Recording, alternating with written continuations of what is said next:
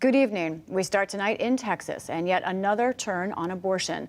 Late last night, the state's Supreme Court ruled against and seemed to close a temporary 4-day window to abortion access. A lower court had ruled that a century-old law banning abortion could not go into effect. It allowed providers to resume abortion services this Tuesday for very early pregnancy. Now the state's highest court's decision to overrule that has clinics again sorting out if they can provide any abortions. We will have more on the ripple effects from the U.S. Supreme Court's abortion decision later in the program. Also in Texas, the embattled district police chief for Uvalde schools has resigned from his position on the city council amidst a growing outcry. He was already placed on administrative leave from the school district. Chief Pete Arredondo came under fierce criticism for his decision-making during the mass shooting at Wrap Elementary School that left 19 students and 2 teachers dead.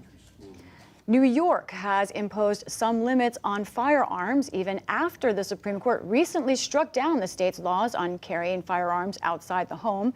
Applicants for a handgun license will need to attest to their character, temperament, and judgment in order to be entrusted with a weapon. Republicans decried the measure, but Governor Kathy Hochul said it was her responsibility to keep New Yorkers safe.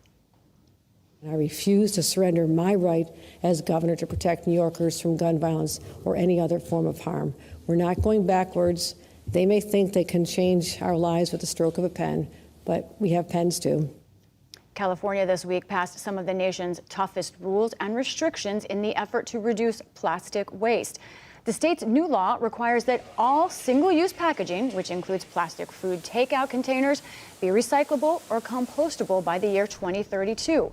The law also requires that plastic producers foot the bill for the cost of recycling. And if you're hitting the road or hopping on a flight this holiday weekend, you may be hit with some serious headaches. AAA predicts this 4th of July weekend will be the second busiest for travel since 2000, with nearly 48 million Americans traveling out of town. That demand has especially affected air travel. Since Friday, over 10,000 flights so far have been canceled or delayed. Still to come on PBS News Weekend, we look at what the Biden administration can and cannot do as it looks for ways to protect abortion access. And former U.S. soccer star Brianna Scurry opens up about the highs and lows of her historic career.